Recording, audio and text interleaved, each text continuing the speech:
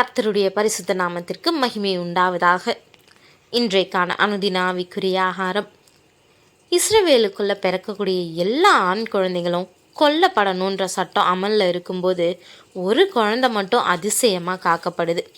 பார்வோனின் குமாரத்தி அந்த குழந்தை மேலே இரக்கம் கொள்ளும்படி கர்த்தர் கிருபை செஞ்சார்.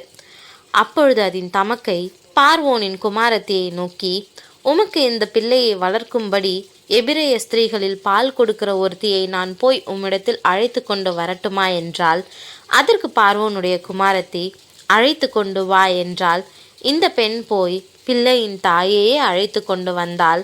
பார்வோனுடைய குமாரத்தி அவளை நோக்கி, நீ இந்த பிள்ளையை எடுத்து கொண்டு போய் அதை எனக்கு வளர்த்திடு, நான் உனக்கு சம்பளம் கொடுக்கிறேன் என்றால், அந்த ஸ்திரீ பிள்ளையை எடுத்து கொண்டு போய் அதை வளர்த்தாள்னு யாத்திராகமம் 2:7-9 வரை உள்ள வசனத்தில் நம்ம வாசிக்கிறோம். கொல்லப்பட வேண்டிய குழந்தையின் தாயே அந்த குழந்தைய பராமரிக்கவும் பாலூட்டவும் சம்பளத்துக்கு அமர்த்தப்படுறா. இனி எந்த பயமும் இல்லாமல் அந்த குழந்தைய தன்னுடைய வீட்டிலேயே வளர்க்கலாம். யாரும் எந்த கேள்வியும் கேட்க போகிறதில்ல. எந்த படை வீரனும் அவளை தொந்தரவு செய்ய போகிறதில்ல. அவன் போதுமான காலம் தன்னுடைய தாயாரால் வளர்க்கப்படுறான். பிள்ளை பெருசானப்போ அவனை பார்வோனின் குமாரத்திக்கிட்ட ஒப்படைக்கப்படுறாங்க. அவன் அவளுக்கு மகனா எண்ணப்பட்டான். அப்போது அவனுக்கு தண்ணீரிலிருந்து எடுக்கப்பட்டவன்ற அர்த்தத்தில் மோசேன்னு பேரிடுறா. அவன் எகிப்தின் எல்லா வசதியிலும் மிக ஆடம்பரமாக வளர்க்கப்பட்டான். மோசே பார்வோனுடைய குமாரத்தியின் மகனாக வளர்க்கப்பட்டான். அவனுடைய வாழ்க்கையின் இந்த காலகட்டத்தை பற்றி வேதம் அதிகமாக எதையும் நமக்கு சொல்லலை. ஆனால் சிலருக்கு கிடைக்காத பாக்கியம் மோசேக்கு கொடுக்கப்பட்டதுன்னு நாம் யோகிக்கலாம். பார்வோனுடைய குமாரத்தின் மகனாக இருந்ததுனால அவன் சென்ற இடமெல்லாம் அரச மரியாதையை அவனுக்கு கிடைச்சிருக்கும். பார்வோனுடைய குமாரத்தின் மகனா 40 ஆண்டுகள் கழிஞ்சுது. மோசே எகிப்தின் இளவரசராக கருதப்பட்டான்.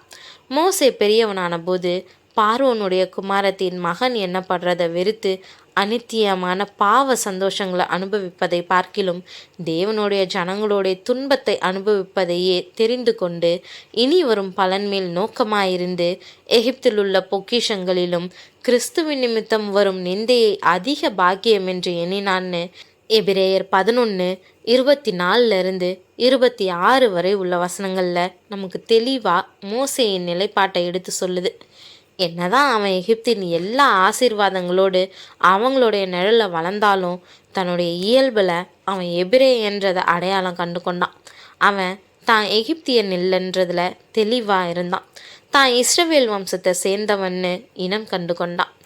மோசே பெரியவனான காலத்தில் அவன் தன்னுடைய சகோதரர் இடத்துல போய் அவங்க சுமை சுமக்கிறத பார்த்து தன் சகோதரராகிய எபிரேயரில் ஒருவனை ஒரு எகிப்தியன் அடிக்கிறதை கண்டு அங்கும் இங்கும் பார்த்து ஒருவரும் இல்லை என்று அறிந்து எகிப்தியனை வெட்டி அவனை மணலிலே புதைத்து போட்டான்னு 11-12 வசனத்தில் நம்ம வாசிக்கிறோம். அவன் எகிப்திய அரச கலாச்சாரத்தில் முழுமையாக வளர்க்கப்பட்டிருந்தாலும் அவனுடைய சகோதரர்களுக்காக ஆழ்ந்த உணர்வை கொண்டிருந்தான். அவங்க சுமக்கக்கூடிய சுமைகளால் அவன் மிகவும் வேதனைப்பட்டான். ஒரு எகிப்தியன் எபிரேயனை அடிக்கிறத பார்த்ததும் அவனுக்குள்ளே கோபம் பொங்குச்சு. அவனுக்குள்ளே இருந்த எபிரேயன் விழிச்சுக்கிட்டான். அதனால் எதை பற்றியும் யோசிக்காமல் அந்த எகிப்தியனை கொன்று புதைச்சி போட்டான். மோசே தன்னுடைய சகோதரர்களுக்காக நல்ல இருதயத்தை உடையவனாக இருந்தான். ஆனால் அதை எப்படி கட்டுக்குள்ளே வைக்கிறதுன்னு கற்றுக்கொள்ளாமல் இருந்தான்.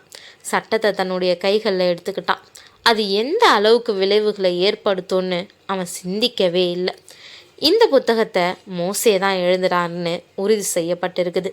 தான் எழுதிய புத்தகத்தில் தன்னுடைய தவறை மறைக்காம உண்மை தன்மையோடு எழுதிய மோசே அதை மனப்பூர்வமாக ஒப்புக்கொண்டதை நமக்கு வெளிப்படுத்துது. பிரியமானவர்களே, இந்த வேத பகுதியிலிருந்து 3 முக்கியமான பாடங்களை நம்ம கவனித்து கற்றுக்கொள்ள அழைக்கப்படுறோம். மோசே யாரால் அழிக்கப்பட வாய்ப்பு இருந்ததோ அவங்களாலேயே பாதுகாக்கப்படக்கூடிய அதிசயம் நடந்தது நமக்கு முதல் பாடம். தேவன் நினச்சா எதை வேணும்னாலும் சாத்தியமாக்க இயலுன்றதை நம்ம புரிஞ்சு கொள்வது அவசியம்.